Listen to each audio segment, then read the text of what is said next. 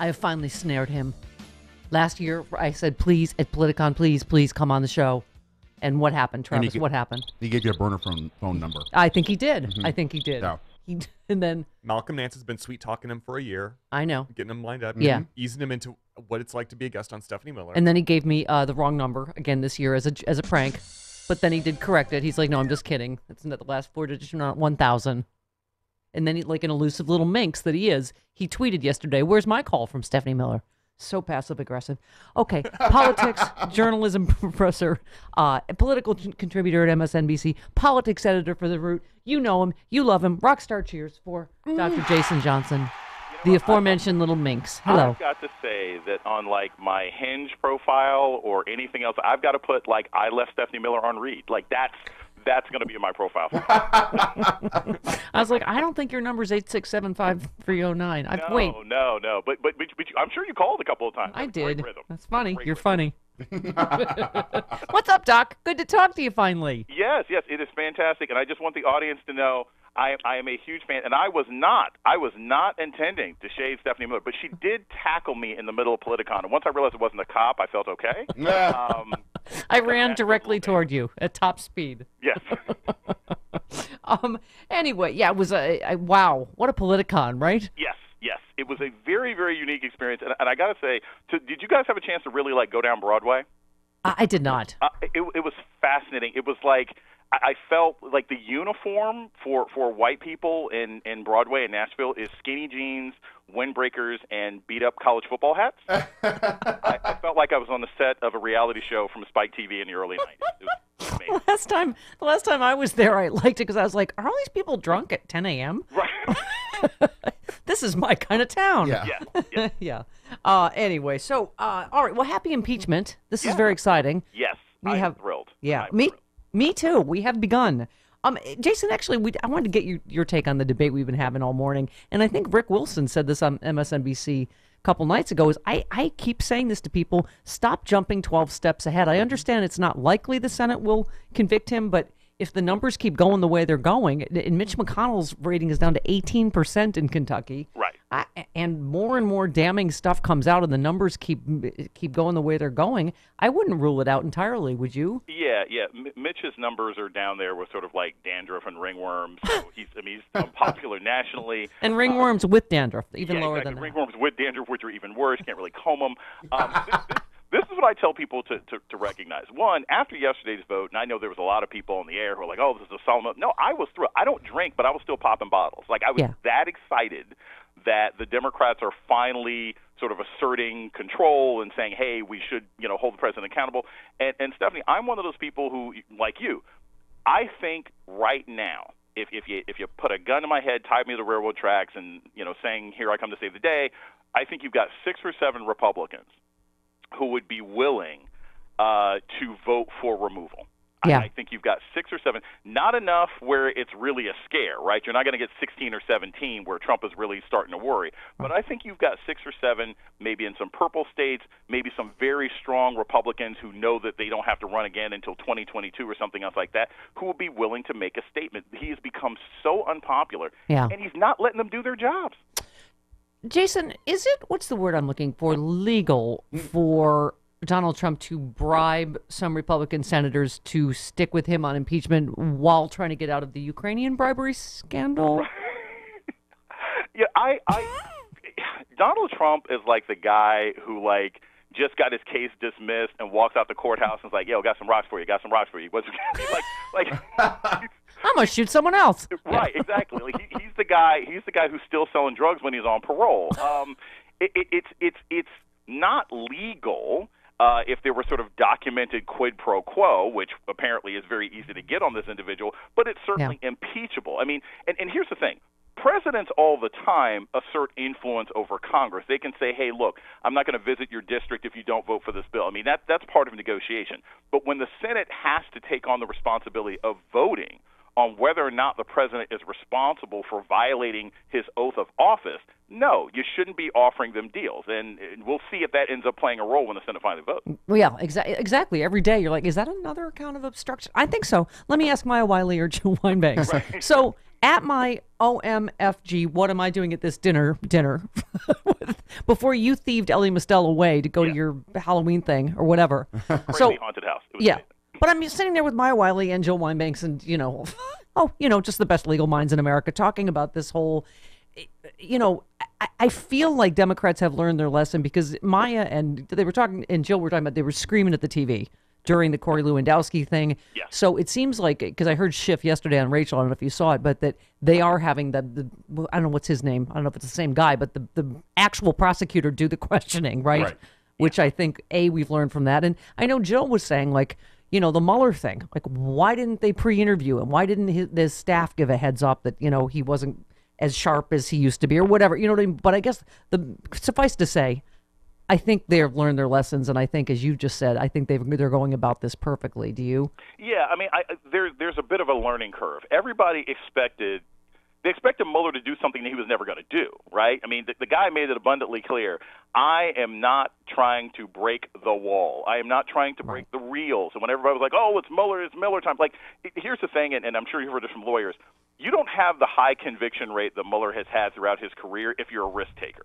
Right? You get a 90% conviction rate because you go after people where it's obvious. So he was not going to step out. He had already tied himself up and thrown himself into a tank like Houdini, and Democrats were surprised when he didn't pop out with flowers, right? So I think now they recognize we're not going to allow dog and pony shows. We're not going to let a Kavanaugh happen. We're not going to have a Lewandowski happen. We're going to have one person. We're going to testify. We're going to put it in the Intelligence Committee so that the crazies like Jim Jordan don't really have a chance to make some viral video out of it. Thank you. And they'll present their case. Yeah, no, thank you. Someone was saying that, Jason. That's the smartest thing they've done is, they stack the judiciary with all these, you're right, these clowns that are just, are just there to create a spectacle. So, it prevents that, and there's less Republicans on intelligence, and the ones that are on there have expressed some doubt, right? Like Will Hurd expressed doubt about the president's actions. Mm-hmm. So, all right, let's talk 2020. You said over the last few hours, I've had several unaffiliated black women in politics tell me they're liking or taking a look at Amy Klobuchar. Not where that's coming from, but wouldn't be surprised if she had a slight bump in the polls. It is hard to tell what is happening, right? The polls are a little bit all over the place right now. They are, and I got to tell you, on the scale of tweets where I get hell, that's right up there with like anything I ever say about Bernie. Like when not the B word. I mean, because again, if you say anything other than like "All hail our Lord and Savior Bernie Sanders," then people come after you. Yeah. But send those tweets directly to Jason Johnson for that thing you just said. Okay. But it's interesting. We do this thing at the Root every week. We call it the Presidential 2020 Black Power Rankings, and so we look at how the candidates we look at least 10 candidates every week and how they have campaigned towards black people and issues and cultural issues, whatever. And what's interesting is we have a sort of rotating committee, and I just had a number of black women who aren't working for any campaigns or anything else like that have said, Jason, have you looked at Amy Klobuchar? I really like Amy Klobuchar. I was like, where is this coming from? The woman did nothing during Philando Castile. But I think what's happening is you have a lot of women out there, in particular black women, who may be saying, not the majority, who may be saying, look, we love us some Elizabeth Warren, but we're concerned as to whether or not she can win a general election. So we'll take a look at Amy Klobuchar, because if we can't get Stacey Abrams, see how this is all going to transfer? I see. I'm picking up what you're putting down. If we can't get ourselves some Stacey Abrams, maybe a moderate white woman from the Midwest who listens can still get in the White House and knock out this sort of accused rapist white supremacist. Yeah. You know what we always say here on the Stephanie Miller Show? Chris, what is America's early warning system? Black ladies. Black ladies. Yeah. So I'm like, when they figure out what to do, we'll know what to do. That's right. It's worked for me for my whole life. And if I say otherwise, my life gets really complicated. So what has happened to my Kamala Harris? We love us some Kamala Harris here in California. You know what? It's weird. I think she has always had this difficulty, and I remember this months ago, again, from a black lady canary in the mind. Yeah. One of my dearest friends, and she said, Kamala Harris reminds me of if you took like Meghan Markle and Hillary Clinton and like put her in a NutriBullet and spit it out. Right? It's oh my God. It's style. She's stylish and she's interesting. You want to root for her, but she's got that sort of neediness and that desperation that you sometimes see with Hillary Clinton. And Look, I've met Senator Harris. I think she's brilliant. She is Yeah. a fantastic retail politician. Yeah, me too. Yeah. And I think she's infinitely capable. But she is trapped in a very difficult moment of politics, where you've got to be sort of authentic in a bold and dangerous way, and that's not been her career. And so she's been sort of trapped, and now she's losing a lot of votes it was first to Warren, and now she's sort of steadily in fourth or fifth place behind Mayor Pete. Well, yeah, and I've said this before. You tweeted about she who shall not be named. She's becoming like Beetlejuice, Tulsi. Yeah. But no, I thought, listen, Russian bots, and including Tulsi Gabbard, came after Kamala Harris like a ton of bricks. Yes.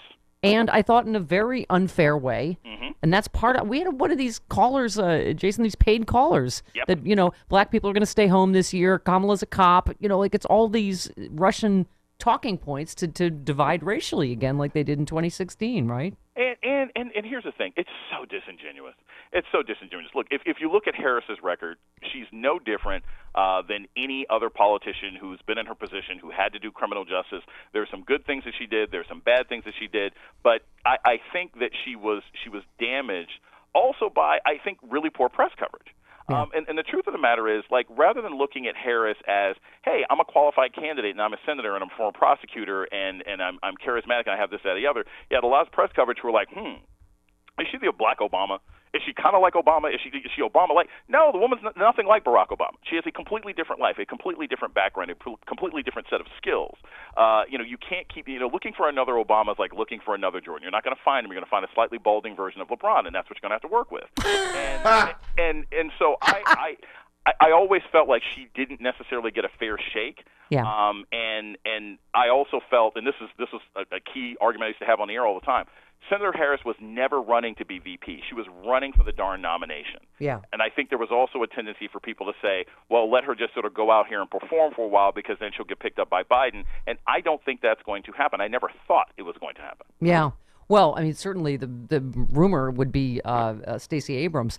I mean, listen, I've met Biden as well. He's a thoroughly decent person. I think we all are just so shell-shocked by this crisis we're in and this need to. I mean, I love Elizabeth Warren. I mean, frankly, she's the one I'm the most excited about. But, if you're voting today, certainly, we were talking about the black vote, Biden's way ahead in South Carolina. I think Warren could very, very well win Iowa and New Hampshire, don't you think?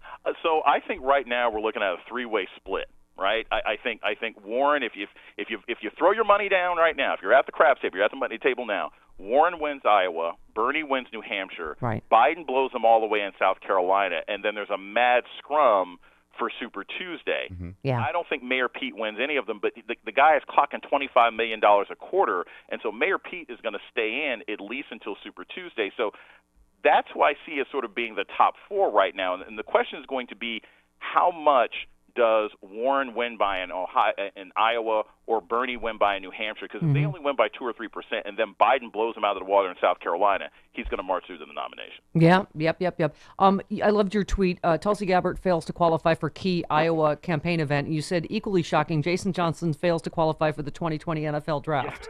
Yeah. But I have to say, I tried. But what worries me is, that's what I was worried about. We are giving her oxygen, and she is creeping up from 1% in some of these polls. And it seems clear that she's planning a third-party run, just as Hillary said. What do you think? Yeah, so I think Tulsi's going to, the fact that she just said, I'm not even going to run for re-election in my district, that's the sign, right? If you're not running for re-election, you're clearly planning for something else. And I don't know if Putin or somebody else has a job for her or somebody in the administration. But here's the thing. I am not overly concerned about Tulsi Gabbard as a third-party candidate, and here's why. Even though they had that weird Suffolk poll where she was at 5%, I think that's an outlier. Right. Because in 2016, everybody thought Hillary Clinton was going to win. Donald Trump thought Hillary Clinton was going to win based on all the people who I know in this campaign. Right. And so you had a lot of people who made protest votes because, Hillary's going to win, and I'm going to vote for Jill Stein because I'm trying to make a point, blah, blah, blah. And now that everyone has seen, oh, crap, this guy actually got in, and he's got babies in cages, and he's grabbing women, and he's putting rapists and child molesters and everything else like that in every single administrative position, and that's just in the White House, I don't think you're going to have as many people who say, I'm going to vote for a third-party candidate. And the truth of the matter is, anybody who would vote for Tulsi Gabbard this fall was never going to vote for a Democratic nominee anyway.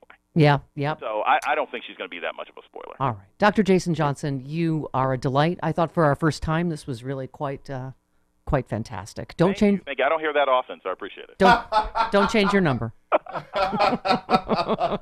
Talk to you soon. Thanks, All Doc. right, bye-bye. All right, bye-bye. He's delightful. He is. Delightful, Dr. Jason Johnson. Finally bagged that man.